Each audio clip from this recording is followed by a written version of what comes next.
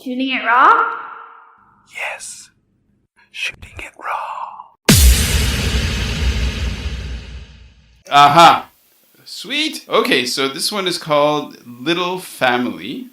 And Yes. there's it's a nice portrait of you in a living room. Oh, not you, sorry. It's a nice portrait of a man wearing a black hoodie and jeans, seated on a kind of coffee table or a bench or something.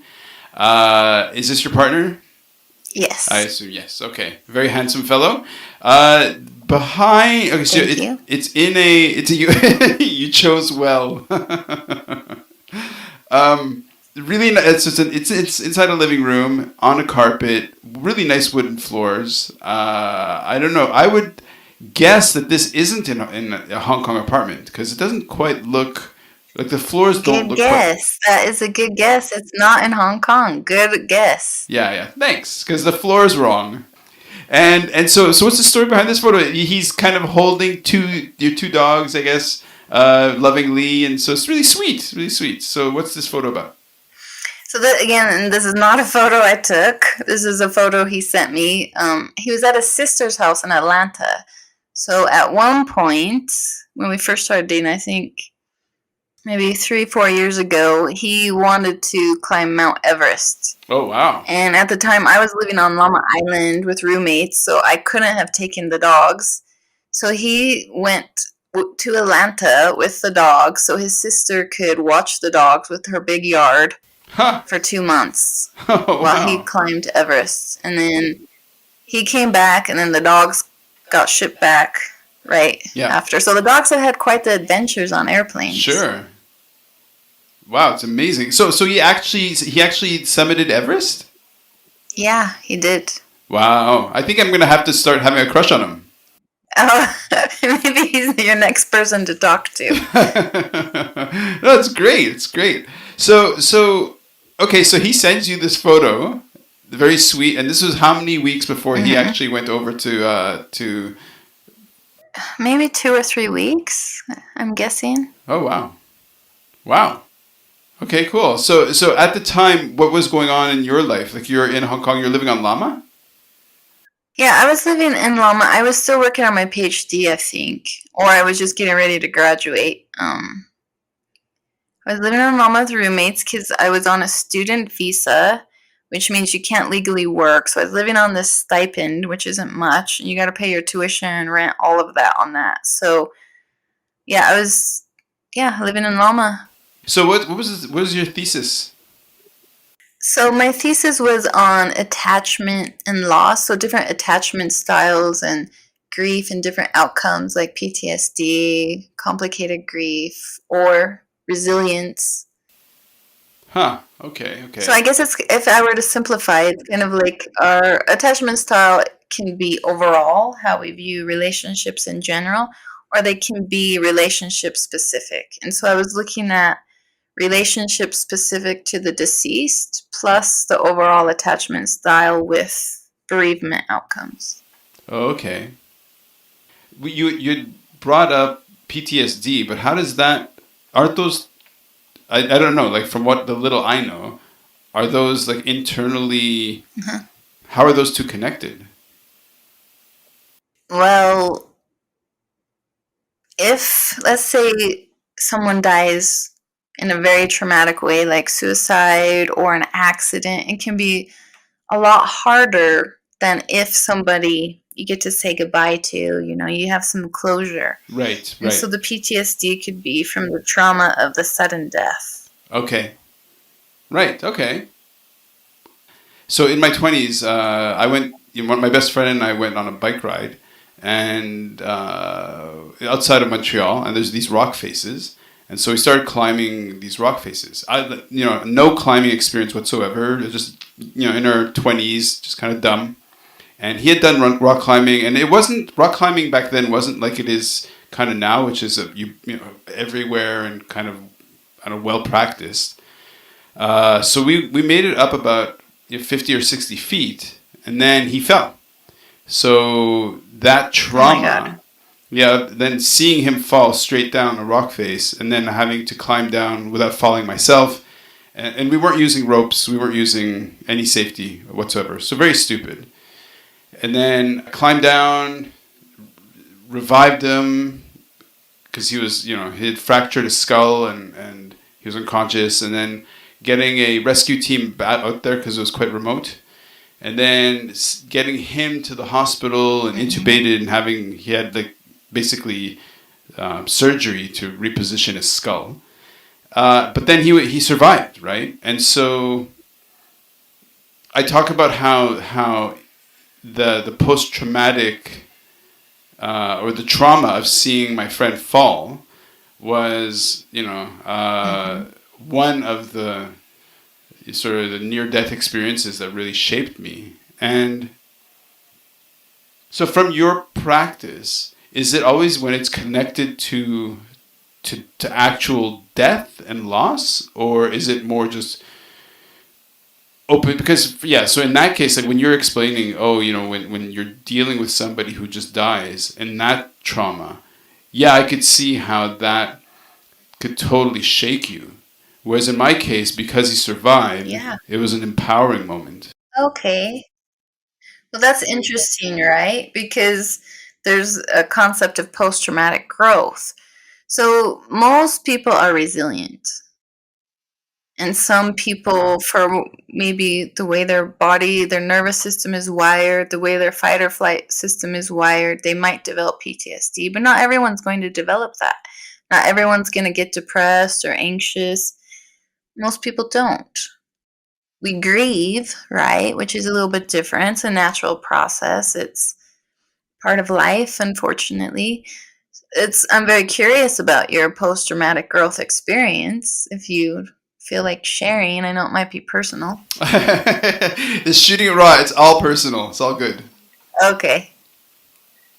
So basically, a thesis of the podcast is: if life really is a gift, how do we make every second count? Right? Yeah. So when my friend almost died, that kind of facing your mortality and your friend's mortality, because that trauma was definitely about witnessing his pain and his, the suffering. Because when he was unconscious, and when he was conscious, he was conscious for maybe about an hour or two, and then the rescue team got to us.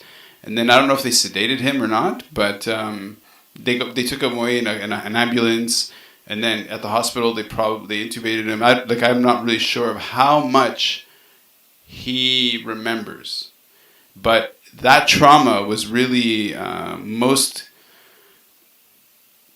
acutely felt by the people around him, right? Because we saw him. So that's one. Sure, it would be so scary. Yeah, and a few months after that, I was standing at a street corner going to make him dinner, actually.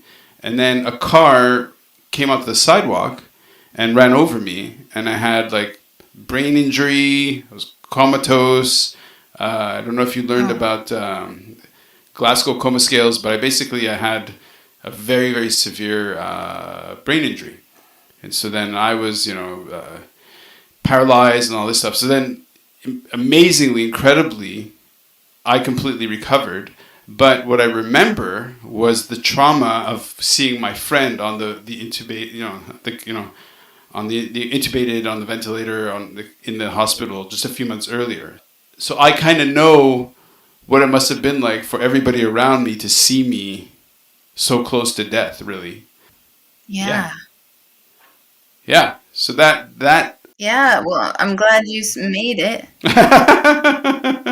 Yes, well, which is kind of informs why this podcast is together. It's like one moment, everything's fine, and I'm sure you can talk to about how people cope when all of a sudden everything is not fine, when everything does fall apart. Well, there's a lot of different ways, right? So for you saw your friend, and then randomly the same thing happened to you, and then it was hard for you to see people around you that love you be so scared for you. I mean, I had a similar experience in January of 2009. I lost my best friend in a very weird accident as well, and it was shocking, and it totally changed my life. After that, I was like, I need to tell people I love them. I need to appreciate them. I need to appreciate my own life. Uh-huh. Every minute is precious, and maybe that's part of why I'm not a big photographer. Like, I want to be in the moment. Right. Okay. Okay. So I think I think people get bogged down in life with a lot of concern about what other people think. Yeah. So, how do I look? How do I appear? Am I the right weight? Am I the right profession? Am I successful? That's a lot of stuff that doesn't matter, Yeah. right? That being said, when you're in survival mode for finances, you're just barely scraping by, or you feel like you don't have any connections for whatever reason, you feel isolated and alone, it's kind of hard to appreciate life because you're just surviving. You're not thriving. Yeah. And so for you, your life literally was on the line. You were very much in survival mode. And half of it you don't remember, I guess, because you're comatose, right? Yeah. Yeah. So what was that like? How did you come back out of that and say life is precious? Right. What lessons did you learn from that? Right. Okay. So I'm going to step back for 1 second to say I had no idea this was going to be the conversation, and I love this. I mean, this is Okay. This is great. This is great. I love discovering your pace. So how you speak, your cadence, and where we're going in this direction. Like, and as we're talking, I've got this photo of this nice man hugging these two dogs as the backdrop, which is very sweet. But to go back to and I don't want this to be an episode about me, because in a way I want to reflect, like, what got you. So the things that got me to really feeling that every second is a gift and we should make every second count is, okay, so my friend almost dies and I see that. And that trauma was witnessing his near death. A few months later, I have the experience of, so the couple of weeks before I was hit by that car, I don't remember. It was all wiped away, right? So, and then I was in a coma only for like a week. And then I woke up, and then when I woke up, I was paralyzed. And for about a month, I had basically only short-term memory. So I could not remember more than, say, 2 or 3 minutes at a time. And then and then the reason why I was paralyzed was because the brain hemorrhage, like the blood and the pressure in my brain was kind of shutting down the left side of my body. And then as that got healthier, or as that healed, I could also remember more. And so my memory came back in a fog, right? So I could start remembering little moments here and there. But then the question is, where was I during that 2-month period of no time? Like where was I? I had no memory connecting that time, so it's gone. And then That's amazing. Yeah, well, not for the people around me. For me, it was such an empowering experience. And so really empowering experience. It really shaped my life. Okay, and then in 2004, my wife and I took surfing lessons in Sri Lanka, and that ontology, or that perspective, because on the sixth lesson of our surfing lesson was the tsunami. And so we're in the water when the tsunami happened. We're surrounded by people drowning. Oh my God. Yeah, we're surrounded by people drowning. We're separated. She didn't know if I survived. I didn't know if she survived. There's definitely the trauma of seeing all the village around us and the whole country of Sri Lanka, really, and the world, really, well, all the nations hit so badly. And so that trauma is more of a we ontology. It's like it was such a shared trauma. But again, I found that very empowering. So here's what's interesting. So far, all of this stuff was amazing. Like I felt empowered and a survivor and all that feeling. But then what pushed me over the edge to start having general anxiety disorder, arguably post-traumatic stress or whatever, is the financial crisis, housing crisis that you felt when you were in New York City. So it's a funny thread that connects. Yeah, that was hard. Yeah, like that's what really messed me up more than anything. In terms, that's what really kind of shook my foundation to the point that I'm still feeling those effects daily. You know, in terms of the general anxiety disorder. But it's kind of funny that in terms of human resilience, I guess. So how do you interpret all the words I've just thrown at you in the past like 5 minutes? Sorry. It's interesting, right? Because I have financial anxiety too. Because during the housing crisis, I was living on food stamps in Harlem. Mm. So I was living next to the projects. I was very poor. Holy I shit. remember one day I went to the laundromat and I had $20 in my pocket, my last $20, and I lost it. And that was all I had. I was so bummed out. Holy It shit. How got so scary. bad that my friends, this is a true story, had an intervention for me to get on food stamps. And I was like, but I'm taking away from needy families. They're like, you're needy. Yeah. Before that, I didn't have money to eat. I had a really good Wow. friend in Brooklyn who would feed me every single night. Oh, So I'd have wow. one meal a day. I'd go from Harlem to Brooklyn, which took me over an hour, and then back home just so I could Monica. eat. And so I Wow. get really nervous about money too, because it's survival. Yeah. We're not being chased by lions anymore. We have to pay our bills. We have to pay rent. We need money to eat, right? Yeah. So it's very survival based. Wow. And so I'm very curious. You and I have a lot of similarities. We've both been through quite a bit of trauma. And I'm always curious myself if trauma just starts adding up. It's like first few times I'm okay, I'm okay, I'm okay, I'm okay, I'm okay. And then it's like, oh, this is getting hard. This is Mm-hmm. getting really hard. All these weird random things keep happening, right? And I don't know. I don't have research to back this up. I'm wondering if you just get worn down. You get tired, you get exhausted. And so when our body's not fed, when we're not having water, when we're not getting exercise, it's also hard because it's linked to our survival, Yeah. right? And so you saw your friend fall, but he lived. Yeah. You had a very tragic accident, but you lived. You and your wife saw some horrible things, but you lived. Yeah. But then what about finances? Oh my God, how are we going to pay rent? How are we going to eat? What's going to happen now? Am I going to be homeless? Am I going to die? You know? Yeah. Yeah. Okay.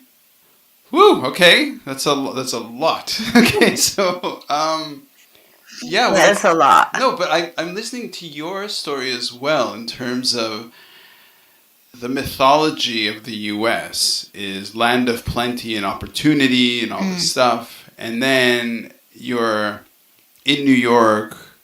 You know, people talk about Nylon Kong, right? So New York, London, Hong Kong, right? So somehow you were drawn to New York, one of, a hub, arguably the biggest hub of industry and whatever in North America and arguably the world. And then you got London and you got Hong Kong. So then you're drawn to Hong Kong, another mega city, where financial insecurity it looms very large, right? Like Oh, yes. there's no safety net. Mm-hmm. So when the financial crisis happened, my income went down by 90%, right? And Wow. luckily, my wife was able to carry me along. And actually, right now with COVID, we're right back at that same spot. Like it's been really challenging. Mm-hmm. If we talk about resilience and strength, like you're living on Lama. When you got to Hong Kong, this was after on the upswing of the financial crisis. In New York, it still felt very much like the financial crisis because it's a big finance city. And so people with masters, PhDs were having a hard time finding work. I was just hustling. I was working as a bartender when I could, catering, whatever I could do, right? Yeah, And yeah, people were being treated quite poorly because so many people needed a job. So I worked in this bar with immigrants and we didn't have a wage and this guy wasn't paying taxes on us and he was quite abusive, oh but the shit. tips were great. And so you just worked really hard. You took your tips home, pretended Wow. like that didn't just happen, the bad treatment you just went under. So yeah, financial stress is very real. And then I came to the US and I'm still working at Mind and Life, but because my hours are now very odd, Yeah. same. I also took more than probably the same, like probably 70% hit in finances. Oh, wow. So I understand that how that gives people anxiety for sure, because how do you come out of that hole? Mm-hmm. You absolutely can, but sometimes you have to reinvent yourself. Yep. Sometimes you have to get creative. Sometimes you have to hustle, Mm-hmm. right? And it's hard work, it's exhausting. And then that exhaustion adds to the anxiety because your body's like, hey, what are you doing to me? I need rest, I need Right. food, I need sleep. What are you doing? Yep. So I kind of felt that it was like, I don't know, for a little bit I had this in my head that I was having adrenal fatigue. That's it. Because my body's so Yes. often in this like fight or flight mode that I'm constantly getting this adrenaline sort of pumping and the cortisol and all this stuff. And then finally my body just said, okay, enough. Done. It's sort of like how diabetics no longer have this insulin resistance, right? So in a way, it's like over time of just constantly having that stressor. It's like my body was no longer able to just cope, and it was just like chemically unable to maintain kind of a buffer against all these swings. So I take an SNRI and helps me manage. Yeah, because that's how our bodies work, right? Yep. It's like we can only stay in that stress state for so long before we hit exhaustion. Mm-hmm. And so when I listen to your voice right now, on a scale of 1 to 10, how would you rate your exhaustion? Because you're also keeping these really strange hours to serve Hong Kong clients. It's weird. I go in these cycles. Like yesterday, I think I slept for like 20 hours because I just moved and I had to clean my house and then I wasn't doing a good job taking care of myself. I was like, oh, I have to keep going because I need to get back to work and I have so much to do. And I totally wore myself down. Okay. But when I don't do that, when I'm like reminding myself, you need to eat, you need to drink some water, you need to take a nap, I'm fine. So when we were looking for this house, I wasn't able to take a nap because we had to drive 2 hours out of Orange County to get here and then 2 hours back and then I'd have to go to work. And that week I didn't take a nap. I totally crashed. I slept for like 20 hours. I missed a client. Oh. I missed my supervision meeting. I literally crashed. So I myself work really, really hard and I don't always accomplish it to stay out of that exhaustion cycle. Right. So basically, if I take naps, I'm totally fine. Okay. It's when I don't take naps that I end up just crashing. So my wife did not grow up with napping. She just can't. She just doesn't. Okay. I will have 3 naps in a day. Like it's just like. Oh, good for you. Good for you. Look, and because we said nap, and because we said napping, and because we're looking at our bodies and being happy and well balanced, let's take this moment to move to the next photo. Okay. Okay, great.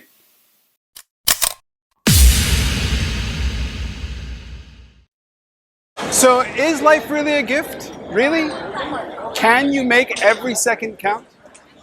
That's the whole point of the podcast. So if you like what you've seen and you're inspired, because that really is my mission, then please give it a like, subscribe, and share. Shooting it raw? Yes, shooting it raw.